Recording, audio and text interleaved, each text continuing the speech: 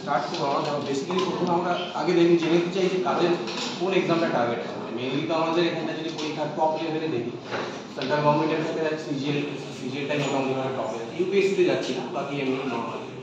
আর স্টেটের ক্ষেত্রে ডাব্লিউবিসিএস। তো এই দুটো লাইন আমি মনে করি ডাব্লিউবিসিএস বললে স্টেটের মোটামুটিভাবে সব এক্সাম কভার হয়ে যাচ্ছে, প্যাটার্ন মোরলেস।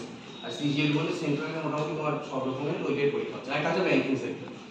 তো এসএসসি দিকে বা এসএসসি হোক রেলওয়েজ হোক এটা কাদের টার্গেট আছে একটু আপনি মানে টাটা কোথা কি টার্গেট রাখবে এসএসসি আর রেলওয়েজ বা অনলি ওটা হ্যাঁ অনলি একটা ড্রিম একটা মাথায় থাকে যে না আলটিমেটলি একটা হলো আমি ওখানে যাব, এটাও থাকে না।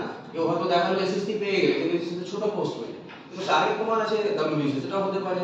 অথবা দেখালো তুমি দিকে দিতে দিতে পুলিশে পেয়ে গেলে চাকরি কিন্তু টার্গেট অন্য আছে, সেটা একটা টার্গেট বলছে যে ডাব্লিউবিসিএস না এসএসসি সিজিএল নাকি ব্যাংকিং। এসএসসির দিকে বা রেলওয়েজের ডাব্লিউবিসিএস সিলেক্ট হয় যে ব্যাংকিং টার্গেট করছে অমুক হবে, ব্যাংকিং এর ক্লাস করানো হয় না ব্যাংকিং ডাব্লিউবিসিএস। যাই হোক আমি জাস্ট জেনারেল কারণে কারণ অ্যাথলেটিক্স তো সব ক্ষেত্রে মোটামুটি ভাবে একই রকম প্যাটার্নটা তোমাদের একটু আলাদা হবে তাই এসএসসি এটার জন্য। তো আমি আগে একটা জাস্ট ডিসকাস করব যে এক্সাম্পল একটা রোড ম্যাপ বলতে পারো, ঠিক আছে। ব্যাংকিং এর গেলাম না কারণ ব্যাংকিং এ জানো একটু চাপ থাকে, প্রেশার থাকে, তো এসএসসি সিজিএল টার্গেট। আমি যেহেতু সেলফ স্টাডি করে করেছি ওই প্রত্যেকটা পর্যায়ে বুঝতে পেরেছি কোথায় কিভাবে ইমপ্রুভমেন্ট করতে হবে, কি করতে হবে, বা একটা রোড ম্যাপ হওয়া উচিত যেটা তোমরা হয়তো এখন যদি আমি বলে দিই আগে থেকে বা আগে থেকে জানতে সেই ইয়েতে গেলে পরে তোমাদের বেশি ইজি হবে। দেখো বেসিক্যালি বা নাকি ওইটাই দেবো পরীক্ষা দেবো ওটা আমি বেসিক্যালি পরীক্ষা দেখো পরীক্ষা তো অনেকগুলো আছে বাট টার্গেট তুমি যখন সব দিকে দিচ্ছ ঠিক আছে ইনিশিয়াল স্টেজে না আমরা ওটাই করি সব পরীক্ষা দিতে থাকি, সেটা তো দিতে হবে আগে বুঝবো কিভাবে যে কোন জিনিসটা আমার সুইটেবল। ট্রাই করতে করতে একটা জায়গায় তুমি বুঝতে পারবে যে না এইখানে আমার দক্ষতাটা বা আমার একটা এফিসিয়েন্সি কাজে লাগছে, এটা আমার পক্ষে পসিবল। তাহলে এতে জায়গা আলাদা, আমি প্রিপারেশন আলাদা করে করেছি, এটা একটা ফ্যাক্টর থাকে। তো ওই জন্য এই রাইট এক্সাম প্রথমটা সিলেক্টিং দি এক্সাম পরীক্ষাটাকে সিলেক্ট করতে হবে না আমার মাইন্ড ফ্যাক্ট করে এসএসসি সিজিএল সিএইচএস আর এমটিএস রেলওয়ে যা যা পরীক্ষা আছে AC employee state insurance corporation এই ধরনের যা যা পরীক্ষা করে ওটা সিলেবাস মোটামুটি ভাবে একই রকম, অনলাইন প্যাটার্ন একটু চেঞ্জেস হয়, ওটা একটা থাক। তখন আমি এসএসসি সিজিএল টার্গেট করলাম মানে সব দিচ্ছি। সিমিলারলি আমরা ডাব্লিউবিসিএস কে টার্গেট করলে তাহলে স্টেট গভর্নমেন্টের মোটামুটি সব এক্সামের প্রিপারেশন তোমার হয়ে যাবে। যখন পরীক্ষা এলো তার আগে আমরা একটু আলাদা রকম ভাবে প্রিপারেশন করলাম।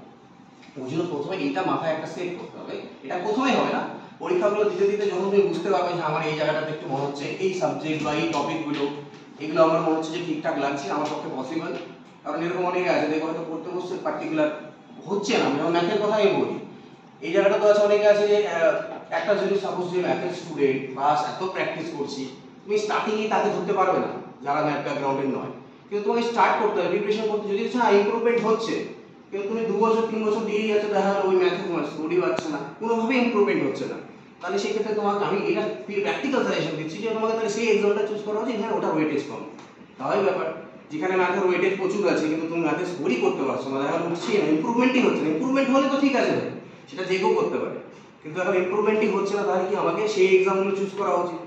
যেমন আমি একটা মোটিভেশনাল যদি কথা বলি যদি আছে না একটা যে একটা শুনবে শুনে থাকে সবার কাছে যে পেরে নিয়ে তুমি ঢুকে যাচ্ছ স্টেপে হাতুড়ি দিয়ে যাচ্ছে না তুমি ওখানেই মেরে যাচ্ছ বারবার করে, আমি যত পাওয়ার প্রেশার সব দেবো না ওখানে এন্ট্রি করো। পিছনে একটা স্যারও বলেছিল মুসলিম সত্যি ওর পিছনে একটা লোহার কিছু আছে তোমার এন্টারই হবে না, জাস্ট স্লাইড করো চেঞ্জ করো পজিশন দাও তাহলে চলে যাবে, তো সেটা করা উচিত।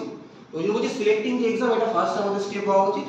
যখনই পরীক্ষাগুলো স্টার্টিং দিয়ে দিতে বুঝে গেলে যে আমি একটা এই গাড়ি নিয়ে যাবো ঠিক আছে তুমি পাশে দিতে পারো ঠিক আছে দিয়েছি, কিন্তু আলটিমেট যখন একবার মোটামুটি বুঝতে পারলাম যে এই ডাইরেকশনটা আমার সিজিএল দিয়ে গেছে তারপরে কিন্তু আর দিতাম না এসএসসি সিএইচএসএল সিজিএল এগুলো দিতাম। তো ওই জায়গায় পৌঁছে যাওয়া কারণ প্রিপারেশন যখন আমি মাল্টিপল দিকে করবো এবার এনার্জি তো যাচ্ছে এটা ম্যাক্সিমাম হয়।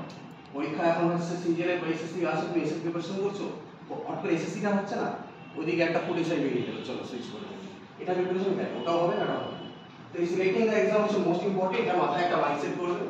নেক্সট আমাদের হচ্ছে কি অ্যানালাইজিং দি সিলেবাস, সিলেবাসটাকে অ্যানালাইজ করা খুবই দরকার। এটা সিলেবাস প্যাটার্ন এক্সাম প্যাটার্ন আমি এরকম স্টুডেন্টদের দেখেছি পরীক্ষা প্রিপারেশন করছে বাট সেরকম আইডিয়া নেই। তুমি আমাকে যেমন এসএসসি সম্পর্কে মানে সিলেবাস প্যাটার্ন সম্পর্কে এখন পুরো যে নতুন প্যাটার্নটা মাথার মধ্যে আমার আছে আমি তোমাকে এখানেই বলে দিতে পারবো উইদাউট এনি কিছু